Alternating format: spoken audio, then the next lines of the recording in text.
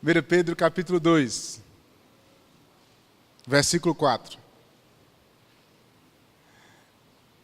Diz assim: E chegando-vos para ele a pedra viva, reprovada na verdade pelos homens, mas para com Deus eleita e preciosa. Vós também, como pedras vivas, sois edificados, casa espiritual e sacerdócio santo, para oferecerdes sacrifícios espirituais, agradáveis a Deus por Jesus Cristo. Pelo que também na Escritura se contém: eis que ponho em Sião a pedra principal da esquina, eleita e preciosa, e quem nela crer não será confundido. E assim, por vós, os que credes, é preciosa, mas para os rebeldes, a pedra que os edificadores reprovaram, essa foi a principal da esquina, e uma pedra de tropeço e rocha de escândalo para aqueles que tropeçam na palavra, sendo desobedientes, para o que também foram destinados. Mas vós sois a geração eleita, o sacerdócio real, a nação santa, o povo adquirido, para que anuncieis as virtudes daquele que vos chamou das trevas para a sua maravilhosa luz. Vós, que em outro tempo não erais povo, agora sois povo de Deus, que não tinhais alcançado misericórdia, mas agora alcançastes misericórdia. Vamos orar? Deus, em nome de Jesus, nós queremos neste momento te pedir a tua graça e a tua misericórdia. Que a tua palavra seja anunciada neste momento, proclamada, lida, ó Deus, ela possa ser exposta de maneira que teu Espírito Santo possa clarear, iluminar as nossas mentes para, Senhor, entender as verdades nela escrita para a glória do Senhor, em nome de Jesus. Amém? Amém? Diga ao seu irmão assim: você é pedra viva.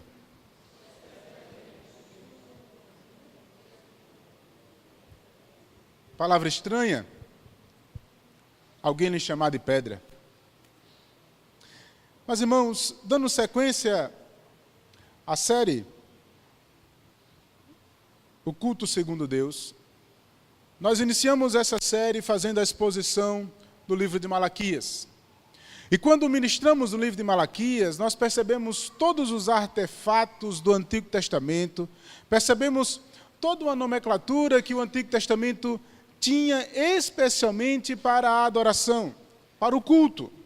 Nós percebemos que Malaquias ele é especialmente uma reprovação do culto, das práticas que o povo estava tendo.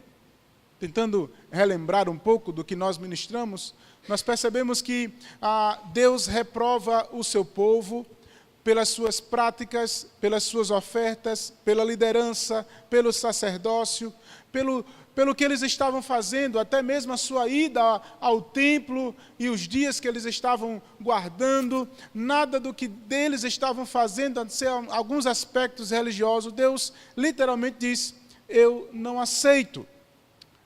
Ao olhar para essas práticas, nós percebemos que Deus ele tem uma atenção valiosa para o culto, que Deus ele tem importância para esse momento de culto ao Senhor.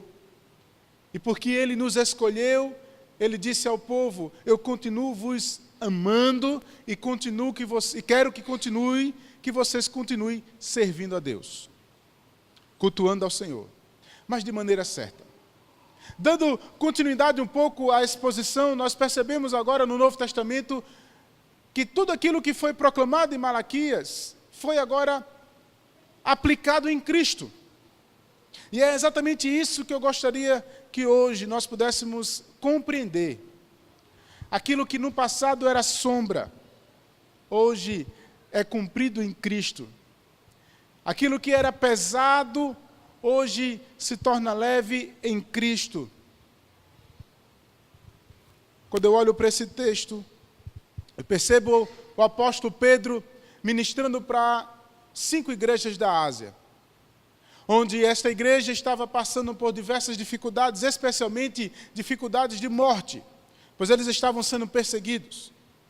Mas o apóstolo Pedro, inspirado pelo Espírito Santo, ele começa a dar importância àqueles irmãos novos convertidos e começa a lembrar de alguns detalhes importantes. Ele começa o texto lembrando da salvação que eles têm, e ele agora começa o capítulo 2, relembrando alguns aspectos e dando a importância a Cristo, e Cristo como o centro do culto, Cristo como a pedra angular, e que nós, como pedras vivas, quando nos ajuntamos, cultuamos ao Senhor. E é exatamente essa prática de ajuntamento, de culto, que por muitas vezes nós vemos de domingo a domingo, estamos sempre fazendo e repetindo, e parece que ao longo dessa prática, nos anos após anos, parece que isso se torna rotineiro, isso se torna uma coisa que é irrelevante e que pode ser feito de qualquer forma. Eu posso chegar de qualquer hora, eu posso faltar, eu posso fazer isso. Nós tratamos por muitas vezes o culto como algo normal, que todo domingo tem. E tanto faz se eu estar ou não. Ao olhar para esse texto, nós vamos perceber que Deus tem importância para o culto e que o ajuntamento tem propósitos. Esse ajuntamento, ele tem, em primeira instância, toda a importância de Deus. Ele tem a intenção de nos fazer ajuntarmos para a construção, para o ajuntamento das pedras, e esse ajuntamento das pedras, como diz o texto, forma-se a casa espiritual. E formando a casa espiritual, onde Deus habita, podemos conjuntamente exaltar ao Senhor, glorificar a Deus, oferecer sacrifícios agradáveis, cânticos espirituais e cultuá-lo de maneira correta. Mas antes de adentrar nesse texto, eu queria lembrar para vocês algumas coisas do Velho Testamento. 4 coisas essenciais para o culto do Antigo Testamento que, por muitas vezes, são praticados por nós também. Há 4 regras. Primeiro, o tempo. Quando nós vamos perceber em todo o Antigo Testamento, o tempo era algo essencial. E existia tempos sagrados. O tempo de guardar o sábado, o tempo das festas, o tempo de ir ao templo. Todos estes momentos eram momentos essenciais, eram momentos de ajuntamento e um momento específico. Mas cada festa que lembrava uma ação do passado, cada festa, por exemplo, da Páscoa, que lembrava o livramento do Egito, todas estas festas lembravam e apontavam para o sacrifício de Cristo, para a ação do próprio Deus. O próprio sábado, ele é cumprido no próprio Cristo, quando ele se torna agora o nosso descanso. Quando ele se torna agora o nosso descanso e aponta agora para o descanso eterno, como diz o texto de Hebreu, ainda nos resta um descanso. E quando observamos na literatura do Novo Testamento, a igreja, ela deixa de cultuar nos sábados, guardando o próprio sábado, entendendo que agora Cristo assumiu sobre ele, cumpriu o sábado. Dessa forma, a igreja começa a olhar para o sacrifício de Cristo, cultuando agora no primeiro dia, relembrando da sua ressurreição e apontando para a volta dele. Segundo lugar, os sacrifícios. Os sacrifícios, irmãos, era parte primordial dos cultos que era oferecido no Antigo Testamento. Eles ofereciam os seus sacrifícios pelo pecado, a oferta diária, a oferta pelo pecado, eles traziam e os sacerdotes recebiam suas ofertas, eles tinham essa responsabilidade. Todo o povo teria que trazer sacrifícios a Deus. A sua ida ao templo, no tempo determinado, também era uma forma de sacrifício a Deus. Mas, irmãos, percebe que os sacrifícios trazidos ao templo tinha a intenção de aplacar a ira de Deus, tinha a intenção de que o sacrifício era pelo pecado do povo, e especialmente uma vez por ano, o sacerdote oferecia o seu sacrifício por todo o povo, no Santo dos Santos, um lugar que lembrava o Monte Sinai, onde foi entregue as placas da lei. E no Santo dos Santos estava lá a Arca da Aliança, a placa da lei, que representava a presença de Deus no meio do povo, no meio do arraial. E o templo erguido para mostrar a presença geográfica de Deus. Então o povo ia ao templo para oferecer esse sacrifício. E uma vez por ano o sumo sacerdote iria aspergir o sangue do sacrifício, aplacando a ira de Deus. E assim, todo este simbolismo apontava para Cristo.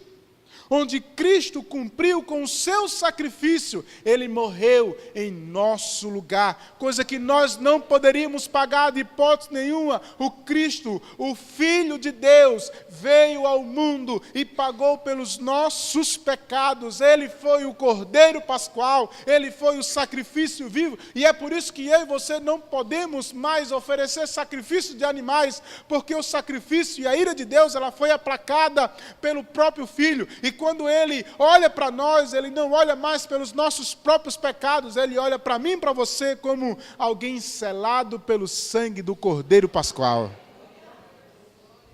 O sacrifício importante no passado foi agora cumprido em Cristo Jesus. Um outro detalhe, irmãos, era o templo. Primeiro, o templo. Segundo, os sacrifícios. Terceiro, o próprio templo, irmãos, era uma ação geográfica, onde o povo entendia que era no templo que Deus estava.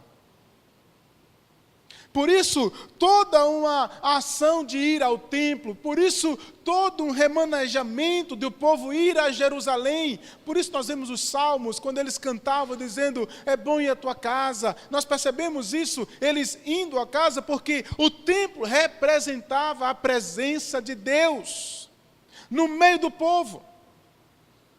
Mas quando olhamos para Cristo, nós vamos perceber que Cristo, Ele olha para o templo erguido e diz assim, olha, esse templo vai ser destruído. Não vai mais ter necessidade de templos.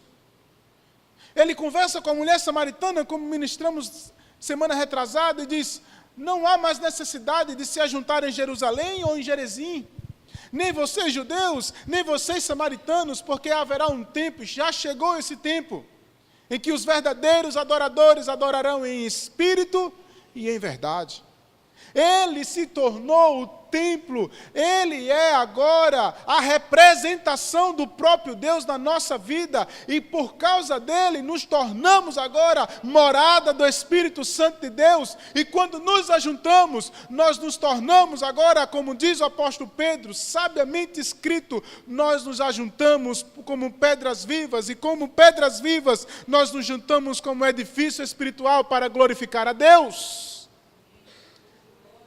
Não há mais necessidade de templos fortuosos, com grandes ação e com a ação representada do próprio Deus. Não, porque Deus está representado em nós. É no ajuntamento santo. É nesse momento em que juntos glorificamos a Deus. Que juntos declaramos as suas verdades, que juntos temos comunhão.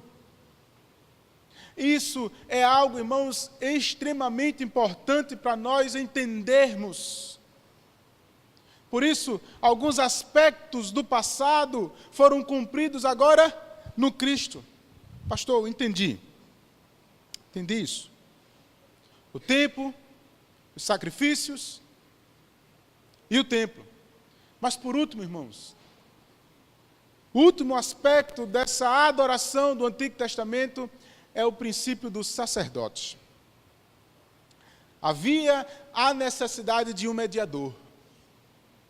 E os sacerdotes, eles eram os mediadores, eram aqueles que aproximava Deus do povo, e o povo se aproximava de Deus. Era ele que ensinava o povo, era ele que recebia as ofertas. O sacerdote tinha a função de levar Deus por meio da pregação e de receber as ofertas, e o povo se aproximava dele, era ele que levava o sacrifício ao Santo dos Santos. Mas se cumpre em Cristo o princípio sacerdotal, pois Cristo hoje é o nosso único mediador entre Deus e os homens. Não há mais ninguém necessariamente como sumo sacerdote. Ele é o nosso sumo sacerdote. Mas agora ele deixa para nós, como igreja, o princípio sacerdotal. Como igreja, não como pessoas únicas. Como igreja, nós temos o princípio sacerdotal, como ele diz, vós sois agora nação santa, geração eleita, sacerdócio real. Esse princípio em que eu e você agora, como igreja do Senhor, precisamos levar Deus, pregar Deus, anunciar Deus, representar Deus. Isso se cumpre em Cristo e se aplica em nós. Pastor, o que tudo isso tem a ver conosco hoje? Tem tudo a ver, irmãos, porque o nosso culto hoje, ele não pode estar centrado no homem. Não. O nosso culto hoje não pode ter a evidência humana. Nós não precisamos mais, no nosso culto, de mediadores. O centro do nosso culto é Jesus de Nazaré. A centralidade do culto nos louvores tem que adorar a Deus. A centralidade das nossas ofertas em gratidão, da entrega daquilo que com adoração nós devolvemos a Deus por gratidão ao sacrifício e à vida que Ele tem nos proporcionado, é a Deus, a Cristo. A ministração da palavra, sendo ela explicada, explanada, exposta, para Cristo ser glorificado e entendido, de modo que toda a igreja, aqueles que têm o Espírito, são novos, nascidos na fé, têm a oportunidade que conjuntamente agora nós possamos oferecer no nosso culto o que o apóstolo Pedro diz. Eu queria que você olhasse novamente comigo o texto.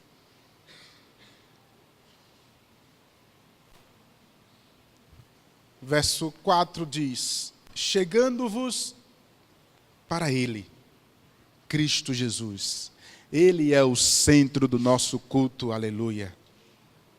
A pedra viva, que foi reprovada pelos homens, mas para Deus eleita e preciosa. Vós também, vocês, como pedras vivas, sois edificados, casa espiritual, sacerdócio santo, para oferecer sacrifícios espirituais agradáveis a Deus por Jesus Cristo. É exatamente esse entendimento que o apóstolo Pedro tem claro, em que hoje, irmãos, infelizmente, muitas pessoas têm a ideia do individualismo. E hoje, pelo advento das mídias sociais, e especialmente pelo YouTube, as pessoas estão até deixando de vir para as igrejas. Ah, não vou mais para as igrejas, não preciso mais de estar participando, só tem gente defeituoso. Não há necessidade. Eu assisto em casa, eu escuto uma pregação em casa e sou edificado em casa. A pedra sozinha, irmãos, não constrói o edifício. nós precisamos, conjuntamente, como uma comunidade adoradora, juntarmos pedra com pedra para conjuntamente oferecermos a Deus um sacrifício santo, agradável, ofertas, louvores, exposição da palavra e centralizar Cristo na nossa vida. Dessa forma, onde o princípio sacerdotal aparece quando as pessoas de lá fora olham para nós e entendem e são convidados a participar do culto, e elas são expostas à ministração, e pela ministração da palavra elas entendem e recebem um chamado e respondem: sim, eu quero o Senhor Jesus Cristo. Tudo isso, irmãos, é uma ação do próprio Deus no meio do ajuntamento, e isso nos promove, irmãos, então a entendermos que devemos continuar cultuando ao Senhor até que Ele venha. Não podemos, irmãos, parar. Precisamos cultuar ao Senhor, mas de maneira correta. Não podemos exercer o individualismo. Não. Nem podemos agregar coisas demasiadamente, onde foge da centralidade do Senhor. Precisamos entender que a Bíblia ela precisa ser escrita, precisa ser pregada, precisa ser exposta, onde no meio do culto precisamos ser aperfeiçoados, como diz as Escrituras, para a proclamação da palavra, para o exercício desse princípio sacerdotal, e dessa forma oferecermos a Deus um culto agradável e racional. A pergunta para nós, irmãos, é: estamos oferecendo, irmãos, um culto agradável a Deus? Essa é a grande pergunta que, desde quando começamos essa série, temos pensado sobre ela.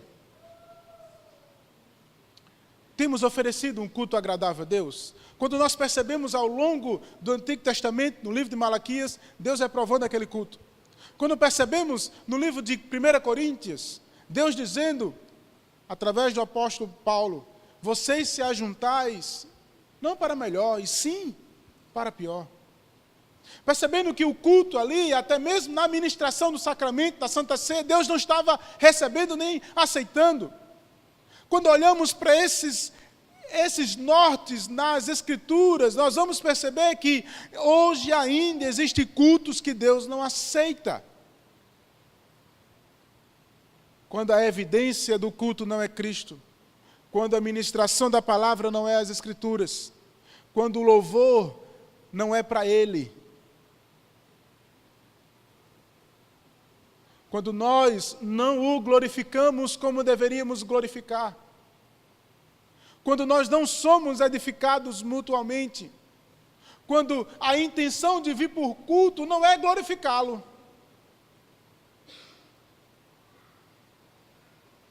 Todas estas coisas precisam estar norteadas. E aí olhamos para esse texto e percebemos que o apóstolo Pedro está dizendo para aqueles irmãos, em um ambiente totalmente diferente do meu e do seu, onde eles estão correndo risco de vida, sendo perseguidos, porque creem em Cristo, declaram a sua suficiência nas Escrituras, e é assim, mesmo assim, o apóstolo Pedro diz assim: olha, quando vocês se ajuntam, vocês se tornam casa espiritual. Quando vocês se juntam, vocês estão oferecendo um culto agradável a Deus. Quando vocês se juntam, e isso é para a glória do Senhor. Mesmo em meio às dificuldades, mesmo em meio às perseguições.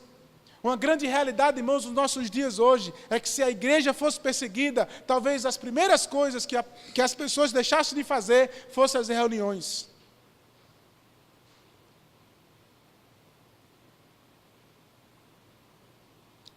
Quantas vezes nós não damos, irmãos, a real evidência da participação do nosso culto a Deus. Quando entendemos que isso é algo que pode ser deixado de lado ou pode colocar para outro dia.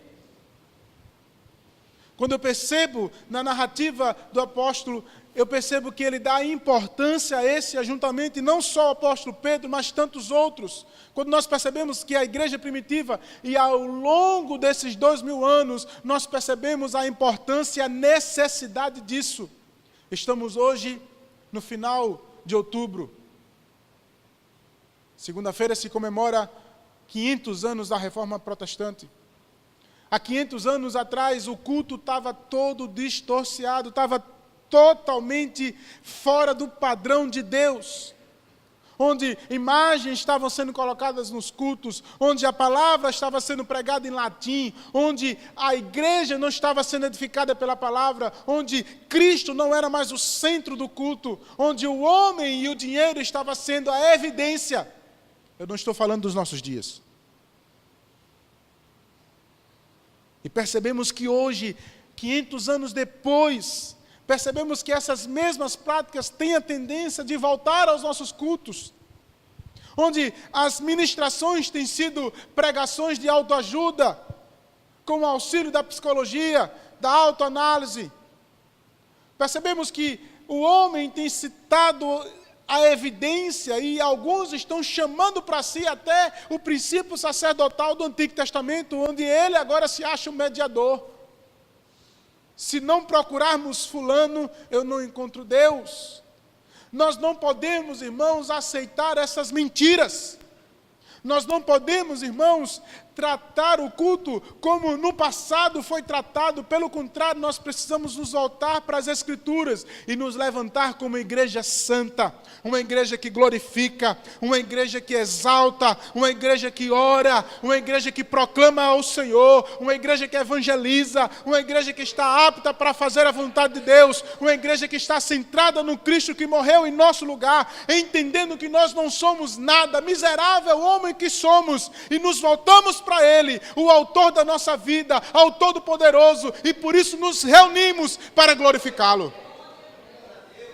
Precisamos voltar e entender, você, usando agora as próprias palavras do apóstolo Pedro, você que é geração eleita, você que é sacerdócio real, você que é nação santa, Deus te tirou do lamaçal do pecado, Deus te tirou da lama, Deus te tirou das trevas e te colocou na maravilhosa luz. Deus te deu esse presente, Deus te tornou pedra viva, Deus te fez nesta comunidade, Deus te trouxe a esta comunidade para que juntos possamos fazer a diferença e proclamar ao Senhor. Portanto, sozinhos não.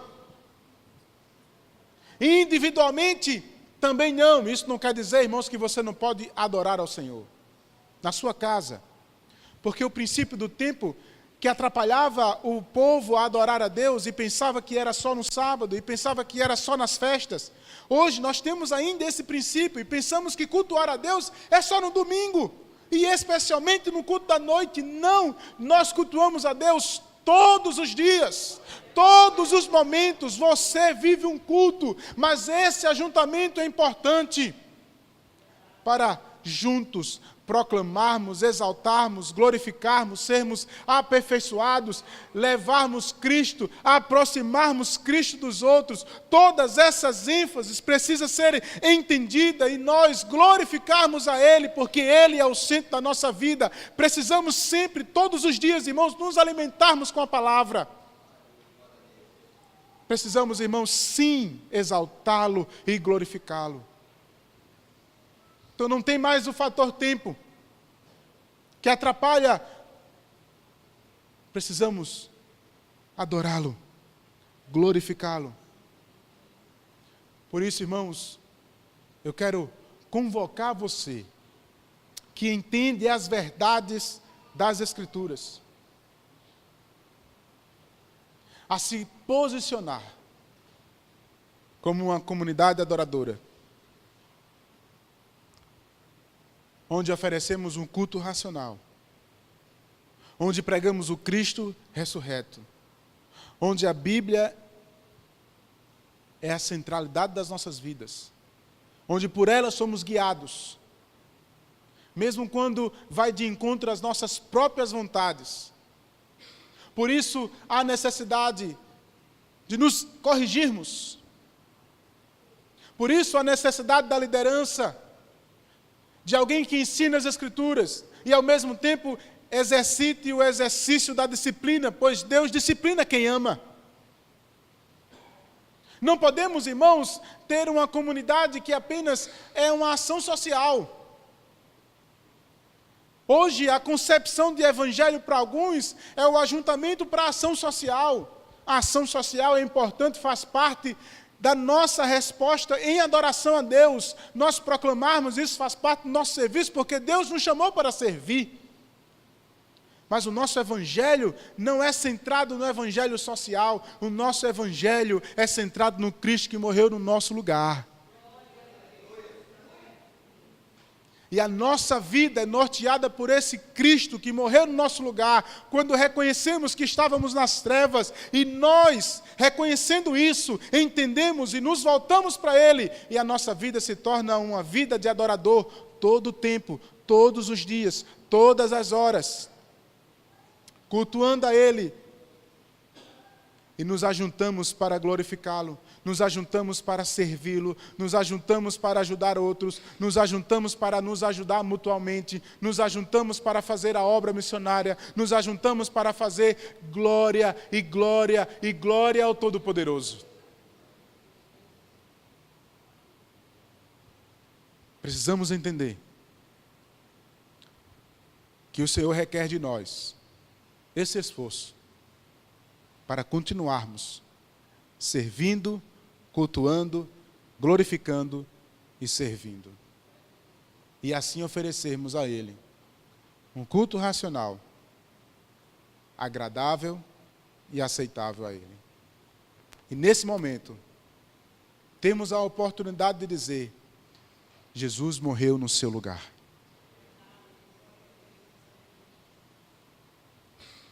E aquele que entende essa verdade, se prostra a essa verdade,